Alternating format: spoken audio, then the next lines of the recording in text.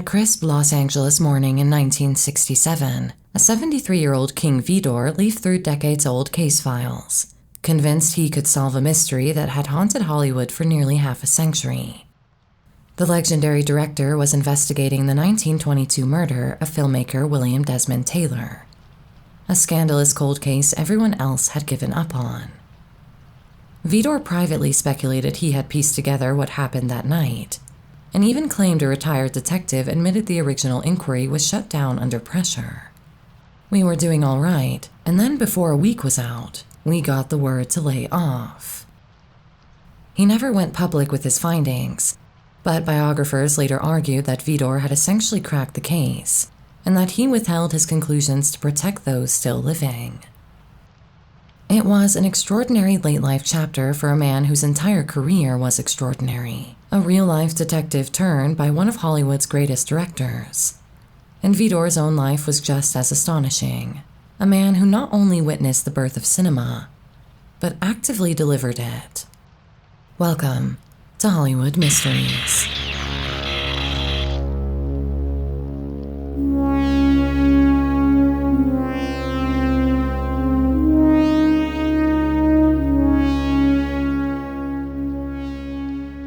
King Wallace Vidor was born on February 8, 1894, in the port city of Galveston, Texas, into a well-to-do family.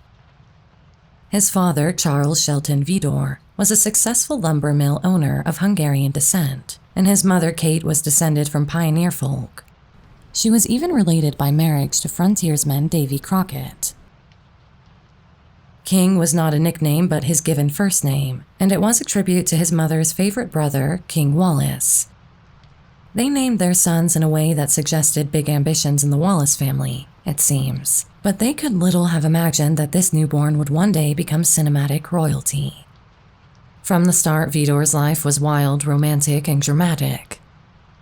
At age 6, he survived the devastating Galveston hurricane of 1900, one of the deadliest natural disasters in U.S. history. The storm killed 10,000 people, obliterated his hometown, and was unforgettable for the boy. Decades later, Vidor vividly recalled the scene of destruction. All the wooden structures of the town were flattened. The streets were piled high with dead people. The bay was filled with dead bodies. Horses, animals, people, everything. This harrowing formative experience instilled in him an awareness of nature's power and life's fragility, and these were themes that would subtly appear in some of his films. Growing up in the wake of that catastrophe, young King took interest in both storytelling and technology. His mother introduced him to the newly formed ideas of Christian Science. The movement's founder, Mary Baker Eddy, professed a faith that mixed pragmatic self-help with spiritual optimism. It was a very American way of approaching spirituality at a time when the nation was growing rapidly. Those moral beliefs in human betterment would also later surface in Vidor's work. As a child, he also fell in love with the magic of photography, which was still in its early stages as an art form. He got his hands on a little Kodak Brownie camera and began taking and developing photographs of his family. By his teens, the motion picture craze was sweeping America, and Vidor was even more entranced. He had been shaped by storms and stories, and now he was ready to find a way to bring his ideas to life through moving pictures. So at 16, he dropped out of high school and returned to Galveston to work as a movie theater ticket taker and projectionist. In that dark projection booth, feeding film reels to eager audiences, Vidor found his calling. He soon tried his hand at making movie pictures as well. By age 18, Vidor was an amateur newsreel cameraman, and thanks to his Christian Science upbringing, he was committed to learning by doing. One of his first filmed reports was footage of a local Gulf Coast hurricane, which brought a lot of anxiety to the area among those who remembered the horrors of Galveston. He also sold film of a military parade in nearby Houston, and even created a one-reel comedy short about a car race called In Tow from 1913. It was crude and humble work, but it taught the teenager how to tell stories with the camera. In 1915, barely 21 years old, and freshly married to his childhood sweetheart Florence Arto, King Vidor decided to gamble on Hollywood. He and Florence, an aspiring actress, piled into a car with a friend, vaudeville performer Edward Sedgwick, and drove west to California, arriving nearly penniless but full of dreams. But there was no guarantees in Hollywood that the industry would even survive, let alone provide an income to King and Florence. However, Florence Vidor proved to be the immediate breadwinner. Thanks to a screen test arranged by a Texas friend, she landed a contract with Vidograph Studios and soon became a popular silent film actress. King, meanwhile, scuffed on the fringes of the studios, picking up odd jobs. He worked as a bit part actor and as a lowly studio clerk, though he was fired from one early job at Universal after executives caught him sneaking his own scripts onto their desks under a pseudonym. But he was undeterred, and he kept writing and was eventually rehired by Universal as a scenario writer for short comedies. This was a big step up. Now he was churning out gags and plots for one-reel films. Between 1915 and 1917, he wrote and directed at least 10 moralistic shorts about juvenile delinquents from a reformer named Judge Willis Brown. It wasn't exactly glamorous work, but it gave Vidor more hands-on training. By his early 20s, he had become a competent, confident filmmaker and was experienced in a wide range of techniques. By 1918, King Vidor was finally ready to make the leap to feature films, and this was also the year Florence gave birth to their daughter, Suzanne. Maybe the growing family was what encouraged him to make the next big step in his career, as that year he convinced a group of local investors, an unusual cadre consisting of Los Angeles doctors and dentists, to finance an independent project. Vidor wrote a heart-tugging, spiritually themed story titled The Turn in the Road. It was imbued with the optimistic philosophy of his Christian Science upbringing. Amazingly, 9 doctors and dentists each put up $1,000 to back the film, and Vidor got it made. I wrote a script and sent it around, and 9 doctors put up $1,000 each, and it was a success. That was the beginning. Vidor later recalled of the fortuitous and pretty unusual break. Encouraged by that modest success, Vidor quickly made 3 more low-budget features in 1919, each with similarly wholesome family-oriented themes. These gentle comedies and dramas preached messages of optimism and virtue. Critics took to calling them preachment pictures, a label Vidor didn't actually mind too much. He was proudly wearing his values on his sleeve, even if at times he was in danger of over-moralizing. In fact, in 1920, Vidor published a manifesto titled Creed and Pledge for filmmakers. In it, he declared, "I believe in the motion picture that carries a message to humanity. I believe in the picture that will help humanity to free itself from the shackles of fear and suffering that have so long bound it in chains." He vowed never to make a film that glorified wrongdoing or promoted fear, and he resolved, quote, "not to cause fright, suggest fear, or condone cruelty in his work."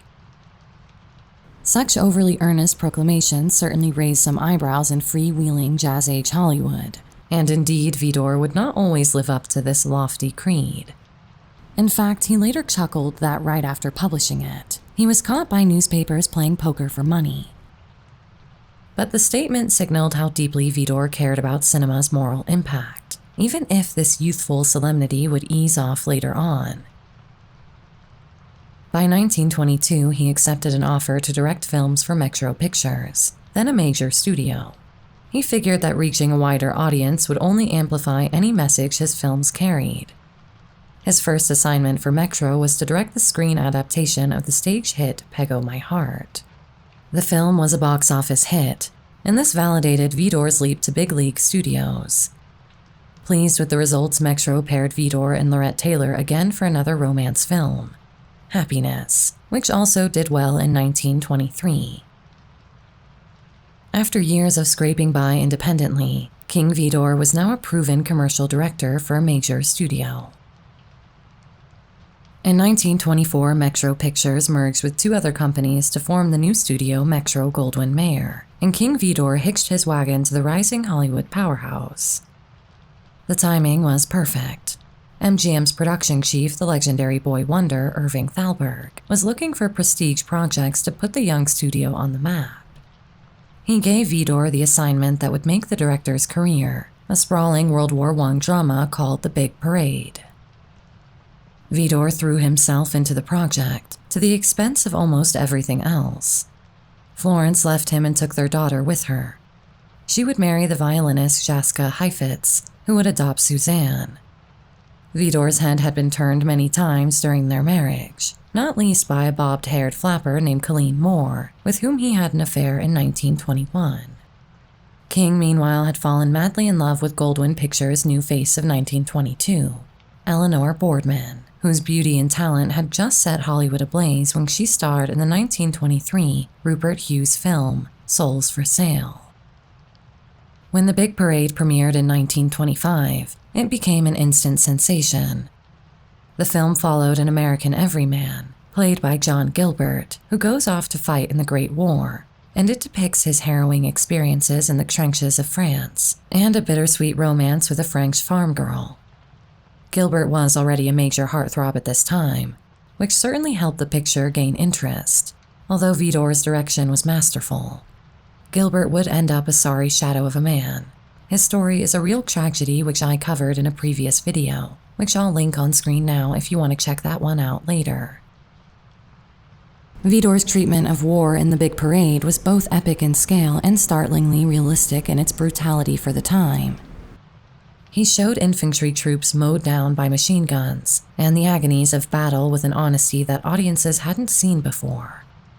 One famous sequence has the American soldiers marching through a sun-dappled forest, only to be ambushed and slaughtered, their bodies left tangled in tree roots. Vidor's unflinching approach struck a chord in the post-war era. The Big Parade became MGM's biggest moneymaker to that date, the highest-grossing film of the silent 1920s. Critics lauded it as an anti-war masterpiece, and it vaulted its leading man, Gilbert, to matinee idol status. For Vidor, The Big Parade ensured his reputation as one of Hollywood's top directors. He had delivered an expansive spectacle that was also grounded in humanity, a formula that would become a hallmark of his style. If The Big Parade made Vidor famous, his next major film would make him immortal. He wanted to make a film that would show not only his unique cinematic vision, but also serve as a stage for Eleanor to raise silent film acting to new heights. They had married in 1926 in a slightly bizarre ceremony, which became more famous for Greta Garbo's no-show than for the actual Vidor wedding. King and John Gilbert had planned a double wedding, and it was undoubtedly awkward when only 3 people showed up for it. Jilted John drowned his sorrows, but King and Eleanor were very much in love and quickly set to work on his next big project. In 1928, with the silent era reaching its artistic peak, Vidor decided to gamble on a very different kind of story. There would be no epic battles or costume drama this time. Instead, he put together a contemporary urban tale titled The Crowd. This would-be portrait of ordinary American life, the struggles of an average Joe in the anonymity of the big city. Studio executives were wary. A downbeat drama about a faceless office worker did not sound like a typical crowd pleaser. In fact, MGM delayed The Crowd's release for over a year, nervous that its, quote, pitiless study of a man beaten down by life was too bleak for audiences. But Vidor persisted, and when The Crowd finally hit screens, it was met with critical rapture. The Crowd follows John Sims, played by James Murray, an optimistic small-town boy who moves to New York City with dreams of success, only to find himself swallowed by the metropolis. He toils at a monotonous desk job in a vast office. Vidor created an indelible image of endless rows of identical clerks hunched over identical lectures, conveying John's insignificance in the machine of modern life. He marries a sweet young woman named Mary, played by Eleanor, and they start a family. But their happiness is short-lived. Personal tragedy strikes, and John's spirit crumbles under the weight of urban poverty and dashed hopes. Vidor's ending for the film was infamously bleak. In one version, John, unemployed and humiliated, joins the literal crowd on a busy street, lost among throngs of strangers. MGM, worried about audience reactions, had Vidor shoot a slightly more hopeful alternate ending, though the film retained its melancholic tone overall. Looking at the crowd today, its naturalistic portrayal of an ordinary couple's struggles feels decades ahead of its time. Eleanor's performance is often cited as the finest in silent movie history. The film's on-location shooting in New York and its matter-of-fact depiction of cramped tenement living foreshadowed the Italian neo-realist movement by 20 years. At the first Academy Awards in 1929, The Crowd earned Vidor a nomination for Best Director, his first Oscar nod, and the film has only grown in stature since. While initial box office reception was mixed, the oft-repeated notion that it flopped is inaccurate. It roughly doubled its production cost, though it wasn't a blockbuster. The Crowd seriously impressed fellow filmmakers and critics. French New Wave icon Jean-Luc Godard even said, "Make films about the people," they said. But The Crowd had already been made, so why remake it? For Vidor, The Crowd was also personal in a more intimate way. His wife and leading lady fell pregnant with their first child during production. In 1927, she gave birth to a daughter, Antonia, reportedly delivered on the very day Vidor was shooting a crucial carnival scene for The Crowd. Ever the professional, he carried on directing, then rushed to the hospital. 2 years later, the Vidors had a second daughter, Belinda. These were heady times. King Vidor was balancing life as a new father with life as one of Hollywood's most respected directors. 1928 was a banner year for him. In addition to The Crowd, he directed 2 delightful silent comedies for MGM, starring the effervescent Marion Davies. The Patsy and Show People allowed Vidor to show his lighter side and his versatility. Show People was a witty satire of Hollywood itself, a film within a film laced with cameos from industry luminaries. Vidor liked poking fun at the movie business, and Davies delivered one of her best performances as a starry-eyed actress comically navigating Tinseltown's pitfalls. That Vidor could helm broad comedy like The Patsy, and in the same year the profound social drama of The Crowd, speaks to his remarkable range. By the end of the silent era, King Vidor had proven himself at the top of his game, equally adept at grand-scale epics, intimate human stories, and comedic romps. Little did he know that Hollywood was about to be upended by a revolution even he would have to adjust to, the coming of sound. The arrival of talking pictures in 1927 to 1928 threw many silent-era filmmakers into disarray, but King Vidor weathered the transition with characteristic audacity. In 1929, he undertook a project that was revolutionary for its time, a music-filled drama with an all-black cast, aimed at a mainstream audience. The film, titled Hallelujah, followed an African-American sharecropper turned preacher and featured spirituals, blues, and gospel music, a radical departure from silent film norms. Studio executives were skeptical that white audiences would pay to see black actors in central roles, so Vidor put his own paycheck on the line to get it made. In fact, he was so committed to finding the money for the project that he and Eleanor had been cooking their books with their tax returns, a fact that would come back to haunt them both in future years. He personally invested part of his salary and shot the film on location in the rural South to ensure authenticity. Hallelujah was initially filmed as a silent, but during post-production, Vidor added synchronized sound and songs, turning it into a partial talkie. The result is often cited as one of the seminal films of the early sound era. Critics of the day were impressed. They praised Vidor's emphatic direction of his black cast, including singer-turned-actress Nina Mae McKinney, whom he discovered at age 16, and actor Daniel L. Haynes, as well as the film's energetic mix of melodrama and music. The story, involving love, betrayal, and a gospel redemption, allowed Vidor to stage everything from juke joint dance scenes to a baptism in a river, and it gave audiences spectacles they hadn't seen before. For his efforts, Vidor earned another Oscar nomination for Best Director, his second.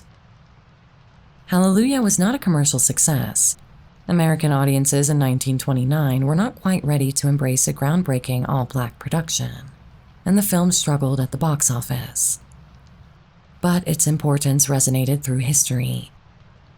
Vidor's willingness to amplify Black voices was decades ahead of Hollywood's slow and painfully clumsy progress on authentic representation, something still in evidence today. I'd like to take just a moment to remind you all that I have a Hollywood Mysteries Patreon that you can sign up to now. I'm extremely grateful to all of you who have already joined. It helps the channel enormously. If you do sign up for just $3 a month, you get access to the Hollywood Histories tier, in which I publish a weekly essay about some of the darker corners of the movie business. There are also weekly photos, and you can chat to me over there too. There's a link in the description. Thanks again.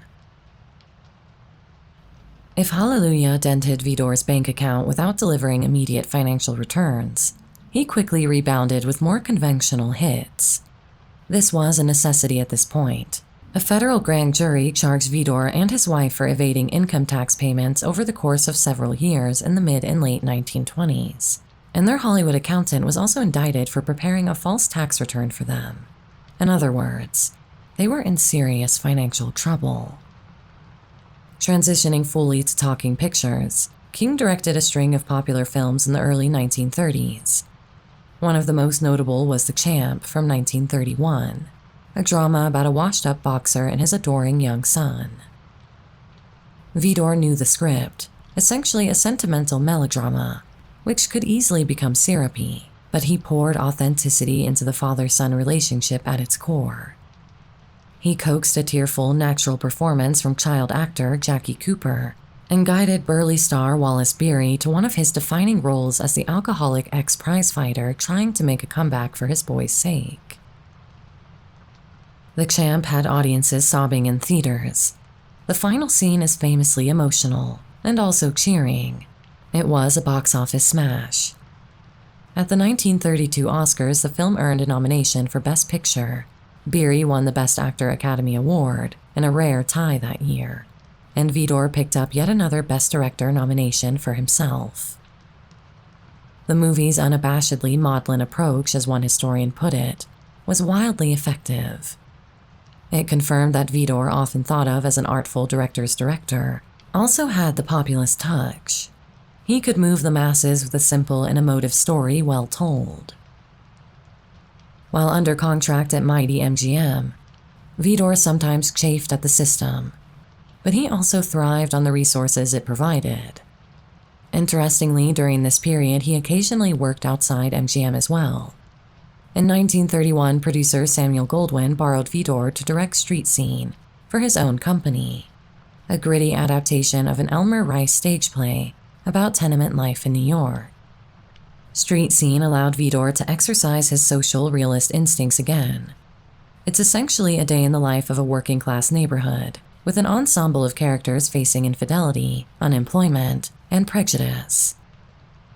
Vidor shot much of it on an outdoor set, a single city block, and used a roving camera to capture vignettes of urban existence. The film's inventive naturalism impressed critics, and proved that sound films could be as artistically ambitious as silence. Another notable assignment outside MGM was 1932's Bird of Paradise for RKO, a South Seas adventure romance starring Dolores Del Rio and Joel McCrea. On that production, Vidor worked with cinematographer Edward Kronjiger to create lush tropical visuals, including an infamous scene of Del Rio skinny dipping that flirted with the era's censorship limits. The film was a minor hit and is remembered for its gorgeous imagery. A publicity photo from the set even shows Vidor shirtless in the Hawaiian sun, operating a camera alongside Kronjiger. Clearly, even as a big-name director, Vidor wasn't afraid to get his hands dirty behind the lens. The film was also important in King's personal life, as he fell in love with a new muse, screenwriter Elizabeth Hill, who he met on set. They began an affair and Eleanor filed for divorce from King in 1933. This was a major press scandal at the time and led to some wild rumors that Hill had disappeared, and newspapers began to imply that someone had abducted her or even killed her, perhaps a raging Boardman or an out-of-control Vidor. But these accusations were ludicrous, as neither Boardman nor Vidor had any predisposition to this kind of behavior. The legendary gossip columnist Luella Parsons set out to investigate the case, and she uncovered the none-too-shocking truth that Hill was working happily as Vidor's script girl, oblivious to any rumors about her. Back at MGM, Vidor continued to juggle prestige projects and personal passion films. In 1932, he made Sayonara, a romance starring Ronald Colman about a married man's ill-fated affair, a less notable entry, although Vidor injected some visual flair into its flashback structure. By 1933, with the Great Depression deepening, Vidor's interest in the struggles of ordinary people grew stronger.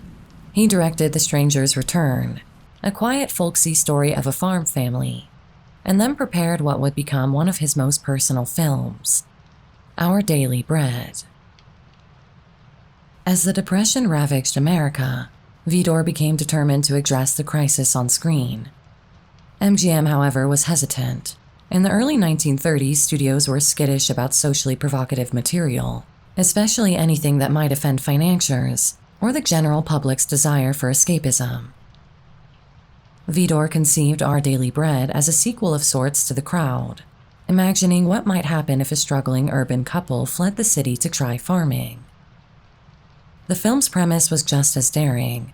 A group of jobless drifters band together to form a cooperative farm, working communally to survive hard times. This quasi-utopian, semi-socialist message was highly unusual for Hollywood, and MGM executives declined to fund the project, uncomfortable with its critique of big business and especially of banks, who were the villains in Vidor's story. So Vidor did something completely extraordinary. He walked away from MGM, at least temporarily, to make Our Daily Bread independently. He even mortgaged his own home and sold virtually everything he owned to raise money for the production. It was a huge personal gamble by a man who, just a few years earlier, had been one of MGM's top-paid directors. He was now willing to throw it all away on one picture he truly believed in. Filming on a shoestring outside the studio system, Vidor gathered a cast of relative unknowns and real laborers as extras, then shot Our Daily Bread on location in California. He even allowed his new muse Elizabeth to take over directing duties on certain scenes. The story follows John and Mary, meant to be the same couple from The Crowd, though played by different actors, as they start a cooperative farm with other down-and-out folks. The narrative unabashedly preaches the virtues of teamwork, sweat, and soil, as cures for economic despair. In one climactic sequence, the farmers organize to dig an irrigation ditch in a race against the time to save their crops, a tour de force montage set to a rhythmic musical score. Vidor was directly influenced by Soviet filmmakers, like Sergei Eisenstein, in shooting that scene, using rapid editing and almost wordless action to create emotional exhilaration. The ditch-digging sequence with sweaty men and women passing buckets in unison becomes a kind of visual symphony of cooperation, and it ends triumphantly as water gushes onto the park's fields. For a 1934 audience, reeling from breadlines and 25% unemployment, the message was both simple and radical. People could overcome hardship by banding together, without the help of corrupt banks or inept authorities. This was what Vidor wanted to tell the American people. Trust one another, trust yourselves, and work through the hard times, because the promised land awaits. Despite Our Daily Bread's innovative storytelling and socially conscious themes, its road to distribution was very rocky. Vidor struggled to get it into theaters, as major studios and chains took a militant stance against screening a film with anti-corporate and anti-authoritarian overtones. Eventually, United Artists helped release the film, thanks in part to Charlie Chaplin, who admired Vidor's work and stepped in to offer support. When it finally reached audiences in 1934, Our Daily Bread received mixed reactions. Some praised it as a visionary and inspirational tale for Depression-era America, while others found it preachy or politically controversial. The film didn't resonate commercially in the way Vidor had hoped. It failed to recoup its production costs, leaving him financially devastated. By 1935, after years of commanding big budgets at MGM, Vidor was essentially broke. Though disappointed, he stood by the film's message, believing it was one of his most important works. Over time, Our Daily Bread gained recognition as a pioneering independent film, and modern scholars have reassessed it as one of the most daring cinematic experiments of the 1930s. However, in the short term, Vidor had no choice but to return to mainstream Hollywood and accept more commercial projects to rebuild his finances once again. Throughout the late 1930s, he directed a mix of prestige dramas and adventure films, including The Wedding Night starring Gary Cooper, So Red the Rose, a Civil War romance, and The Texas Rangers, a rousing Western starring Fred MacMurray. These films were solid, well-crafted, and commercially successful, but they lacked the personal, visionary quality of his greatest work. Then, in 1937, he delivered one of the most enduring tearjerkers of the decade, Stella Dallas. Produced by Samuel Goldwyn, the film starred Barbara Stanwyck as a working-class mother who sacrifices her own happiness to ensure a better life for her daughter. Stella Dallas became a box office sensation and earned Stanwyck an Academy Award nomination. Vidor's direction brought out both the melodrama and the human complexity of the story, proving that he could still deliver emotionally powerful films that resonated with mass audiences. During this time, Vidor also became deeply involved in the fight for directors' rights in Hollywood. In 1936, angered by studio executives' heavy-handed control over directors' creative choices, he helped organize the Screen Directors Guild, which later became the Directors Guild of America. He hosted meetings at his home and rallied fellow filmmakers, arguing that directors deserved more power and recognition in the industry. His efforts were successful. The SDG was officially formed, and Vidor became its first president. Though his tenure as president was brief, running from 1936 to 1938, the organization gave directors greater collective bargaining power. By the end of the 1930s, Vidor was once again directing high-profile projects, after taking time out in 1937 to marry Elizabeth in Mexico. In 1938, he tackled The Citadel, based on A.J. Cronin's novel about an idealistic doctor facing corruption in the British medical system. Starring Robert Donat and Rosalind Russell, the film was a critical and commercial success, earning 4 Academy Award nominations. The Citadel was a return to Vidor's social realism, as he explored themes of integrity, ambition, and morality. It was another example of his ability to blend personal conviction with popular entertainment.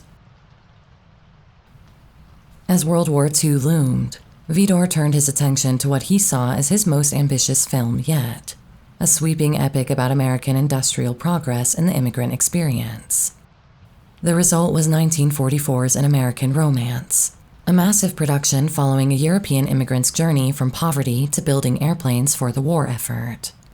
Vidor saw An American Romance as the final chapter in a thematic trilogy alongside The Big Parade and Our Daily Bread. It was meant to be his definitive statement on American resilience and ambition. However, his grand vision was compromised by inevitable studio interference. MGM drastically cut the film down before release, excising large sections that Vidor felt were crucial to the story.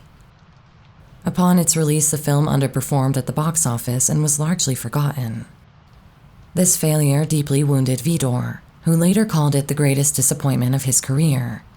He had spent 3 years making it, only for it to be butchered by brainless studio edits. Feeling disillusioned, Vidor ended his long relationship with MGM and set out for new opportunities. After parting ways with MGM, Vidor was recruited by David O. Selznick to direct Duel in the Sun in 1946, a Western melodrama meant to rival Gone with the Wind in scope and passion. The film starred Jennifer Jones as a half-Native American woman caught between 2 brothers, played by Gregory Peck and Joseph Cotton. With its steamy love triangle, intense violence, and over-the-top operatics, Duel in the Sun earned the nickname Lust in the Dust for its scandalous content. The production, however, was a nightmare. Selznick, a notorious perfectionist, constantly interfered, rewriting scenes and demanding reshoots. Vidor clashed with Selznick's obsessive control, and by the end of production he walked away, leaving Selznick to oversee the final edits himself. Despite the chaotic behind-the-scenes drama, Duel in the Sun became a huge box office success, rivaling the best years of our lives in 1946 in terms of ticket sales. Vidor, however, never looked back fondly on the experience, seeing the film as a commercial exercise rather than a true artistic achievement. By the late 1940s, he tackled another high-profile project, The Fountainhead, based on Ayn Rand's controversial novel about an uncompromising architect who refuses to sacrifice his artistic integrity. Starring Gary Cooper and Patricia Neal, the film was highly stylized, with dramatic cinematography emphasizing the hero's solitary genius. While The Fountainhead has since become a cult favorite, its initial reception was mixed. Some admired its themes of individualism, while others found its philosophy heavy-handed. Vidor, though not personally aligned with Rand's politics, respected the novel's dramatic intensity and created one of the most visually striking films of his career. As far as his politics went, Vidor was not always easy to pin down. He was deeply committed to social realism and genuinely believed that cinema was a means of uplifting the American people. He was, for the most part, a Christian Scientist, and he also admired Sergei Eisenstein and other filmmakers from the USSR, who had all mastered social realist filmmaking. Many of Vidor's films could be described as socialist indeed, albeit in a populist and individualist American variant. And yet, not only did he make a film version of The Fountainhead, he was also a fanatical Republican and enthusiastic signatory of the Anti-Communist Motion Picture Alliance for the Preservation of American Ideals. He described himself as a conservative, but was also an internationalist and, in an artistic sense at least, a globalist. He once said, "It is not enough to live in a free country. The entire world must be made free. Everyone should be able to watch the films he likes, wherever he comes from. In art, there are no borders. These are only illusions." He was, without a doubt, a contradictory figure, but one who was certainly an idealist and an optimist. The 1950s brought many changes for Vidor, the first of which was the filing of divorce papers by Elizabeth after she discovered his affair with Gone with the Wind actress Mary Anderson. It was an extremely high-profile case, once again, that Vidor settled in the end for $300,000 after counter-filing a suit that alleged their marriage in Mexico had never been legal. Elizabeth would pass away in 1978, age 77. As Hollywood entered the widescreen and Technicolor era of the 1950s, Vidor jumped on board with large-scale storytelling. In 1956, he directed War and Peace, an adaptation of Leo Tolstoy's epic novel, starring Audrey Hepburn, Henry Fonda, and Mel Ferrer. The film was lavish and visually spectacular, and featured grand battle scenes in opulent Russian settings. Though well-received, War and Peace obviously lacked the philosophical depth of Tolstoy's original work, and some critics found it too Hollywoodized, with a few ludicrous choices made to soften it up for an American audience who don't always like to chew their movies before swallowing. Nonetheless, it was a box office success and remains one of Vidor's most ambitious projects. His final film, Solomon and Sheba, was overshadowed by tragedy. During filming, leading man Tyrone Power suffered a fatal heart attack, forcing the production to shut down and recast Yul Brynner in the role. The film, though completed, was a troubled production, and Vidor decided it would be his last Hollywood film. Tyrone Power is another figure I have a video on. If you want to hear about what led to his dramatic and awful end, I'll link the video on screen now. In his later years, King Vidor's fascination with Hollywood's dark secrets drew him into one of its most infamous mysteries, the unsolved murder of filmmaker William Desmond Taylor. Now, I've already gone into full depth on this case in my video on Taylor, but in case you missed it, I'll give a brief summary, although I recommend watching the video for the full picture. Taylor, a famous director of silent films, had been shot dead in his Los Angeles home on February 1st, 1922. This was a crime that rocked the film industry and implicated some of its biggest stars. By the mid-1960s, Vidor found himself increasingly drawn to this long, cold mystery. What began as casual curiosity soon evolved into a serious investigation. He tracked down surviving witnesses, former studio employees, and retired investigators, gradually piecing together a narrative that seemed more plausible and more scandalous than the official version. Among his most amazing claims was a conversation with a retired LAPD detective who admitted that pressure from Hollywood's powerful studio heads had abruptly halted the original police investigation, and that this forced authorities to quietly abandon promising leads. Vidor's sleuthing ultimately focused on silent film actress Mary Miles Minter and her domineering mother, Charlotte Shelby. Minter, a young star whose career was permanently damaged by the scandal, had been romantically linked to Taylor, and her mother reportedly felt intense jealousy and resentment toward the director. Vidor concluded that Shelby had likely been involved in Taylor's murder, acting either directly or indirectly out of anger over her daughter's relationship with him. While Vidor shared his findings privately among close friends, he hesitated to publish them openly, citing concerns about the impact it might have on those still living. After Vidor's death in 1982, his meticulous notes and investigative materials fell into the hands of author Sidney D. Kirkpatrick, who published A Cast of Killers in 1986, claiming to present Vidor's long-hidden solution to the crime. Though Kirkpatrick's book has been debated among historians, with some unsure about certain details and accuracy, it undeniably revived public fascination with Taylor's murder and shed new light on the lengths Vidor had gone to seek justice and truth. This late-life chapter revealed another dimension of Vidor, not just a filmmaker who dramatized life's complexities on screen, but one willing to confront Hollywood's darkest secrets off-screen as well. Aside from this, Vidor lived a relatively quiet life. Perhaps the most astonishing aspect of his later life was his romantic reunion with Colleen Moore. They had remained friendly after the passionate affair they had embarked on while filming 1921's The Sky Pilot. Moore had been one of the greatest stars of the silent era, but was lost in the sound age and retired by 1933, just as Vidor was at the top of his game.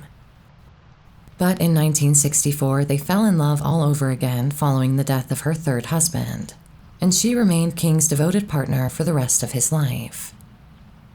He did make one quite unusual film in the mid-1960s, a 16mm short entitled Truth and Illusion, an introduction to metaphysics.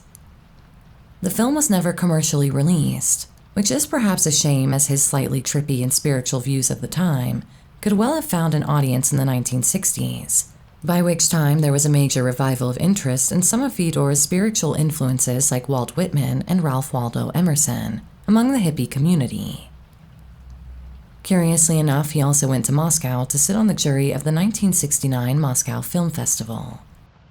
He was given an honorary Academy Award in 1979 and began work on a documentary film with painter and director Andrew Wyeth, which would have consisted of interviews with Vidor, but the film was only partially finished and is rarely seen today. On November 1st, 1982, King Vidor passed away at age 88, leaving behind a body of work that spanned the silent and sound eras, war epics, social dramas, and grand spectacles. Just a week earlier, he took a drive with Colleen to visit San Simeon and stay at the Hearst Castle. While there, the pair watched silent movies just as they had when they had been lovers and guests of Hearst and Marion Davies back in 1922, before the 40-year hiatus in their love affair. His legacy is of a filmmaker who was devoted to humanity, ambition, and technical mastery, a director who truly saw cinema as both an art and a mission, and who lived through its golden age as well as uncovering its dark secrets. That's all I have for you on the mighty King Vidor. Hope you enjoyed this one. Don't forget to stop by the store to check out our range of in-house designed Hollywood mystery shirts featuring your favorite stars. I'll see you next week. Until then, sweet dreams.